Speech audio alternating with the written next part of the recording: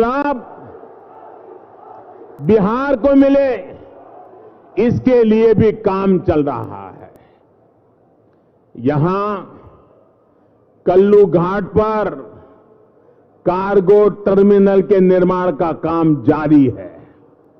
इसका काम पूरा हो जाने पर किसानों को, व्यापारियों को सामान भेजने में बहुत मदद मिलने वाली है।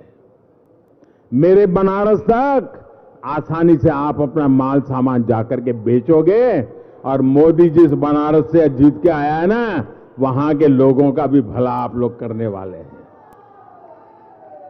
भाइयों और बहनों, आज बिहार के गांव सड़क, बिजली, पानी जैसी मूलभूत सुविधाओं से कनेक्ट हो रहे हैं।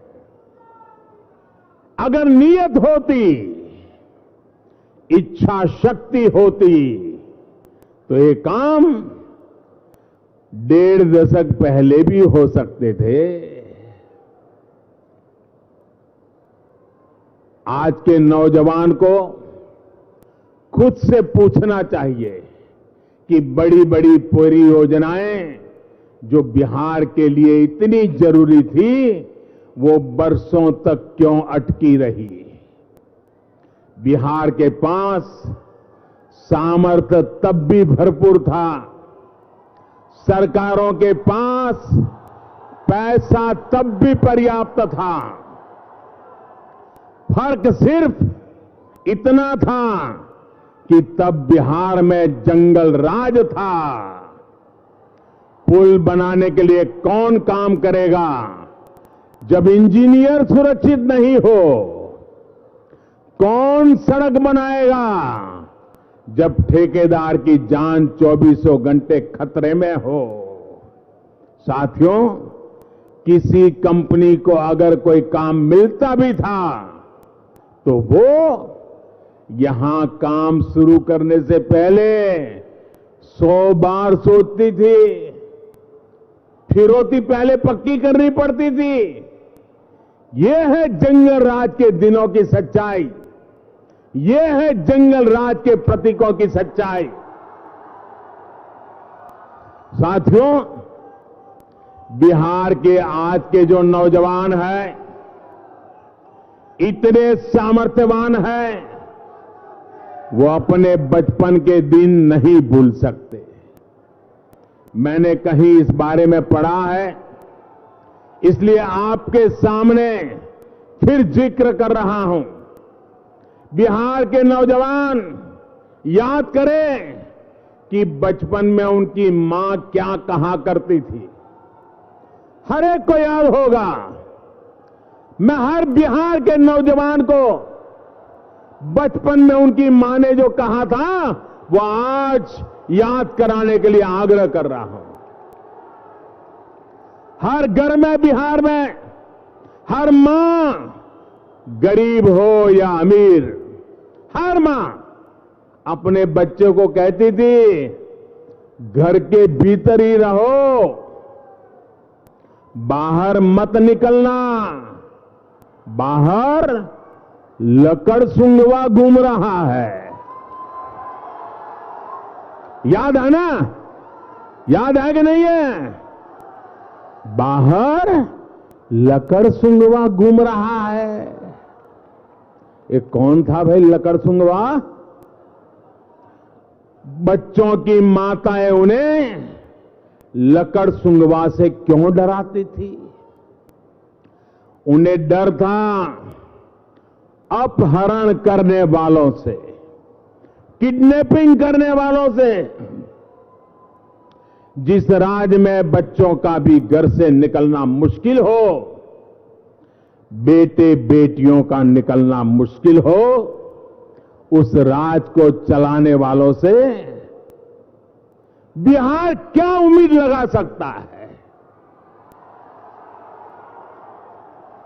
जिस राज्य में ये हाल रहा हो, वहां नए उद्योग लगाने की तो छोड़िए, उद्योग ही बंद हो जाएंगे, मिलें बंद ही होगी। भाइयों और बहनों, बिहार के फर्स्ट टाइम वोटर को ये पुरानी बातें इसलिए याद रखनी है क्योंकि बिहार की कानून व्यवस्था को सुधार के लिए बिहार के लोगों ने बड़ी तपस्या की है, बहुत लंबी यात्रा तय की है। वो लोग जंगल राज की पहचान थे, उनको जैसे ही लालटेन का वो अंधेरा लौटता दिखेगा, उनके हौसले बुलंद हो जाएंगे। वे अंधेरे के इंतजार में हैं। साथियों, रघुवंश बाबू जिन्होंने हमेशा सोशलिस्ट मूल्यों को आगे बढ़ाया, अपना पूरा जीवन बिहार की सेवा में लगा दिया, उनको कैसे अपमानित किया गया,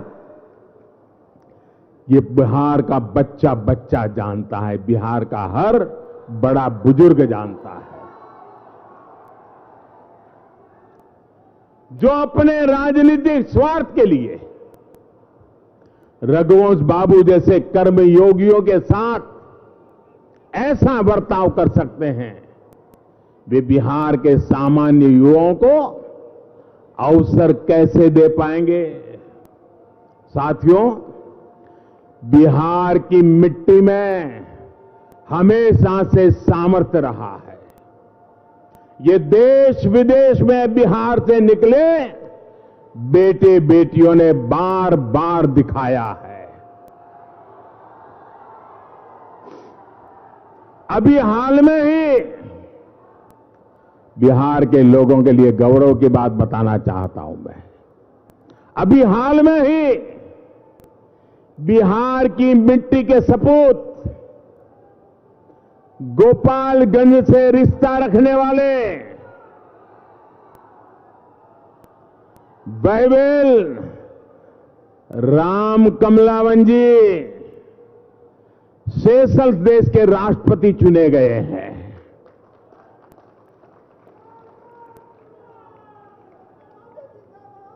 आज उनके ही क्षेत्र में आकर इस क्षेत्र के लोगों की तरफ से, भारत की तरफ से मैं सेशल्स के नए चुने गए राष्ट्रपति जी को मैं हृदय से बहुत बहुत बधाई देता हूं। भाइयों और बहनों, दूसरे देशों में गए यहां के नौजवानों ने हमेशा अपनी प्रतिभा का लोहा मनवाया है। यहां से तो अनेक युवा खाड़ी के देशों में गए हैं। उनकी भी दिक्कत कम हो, इसका भी प्रयास किया गया है। साथियों, एक समय था जब पासपोर्ट बनवाने के लिए पटना जाने के सिवाय कोई विकल्प नहीं था। बीते 3-4 सालों में ही बिहार में 30 से ज्यादा पासपोर्ट सेवा केंद्र खोले गए हैं, जिसमें से एक केंद्र गोपालगंज में भी खोला गया है। युवाओं की शिक्षा और कौशल के लिए इस पूरे क्षेत्र में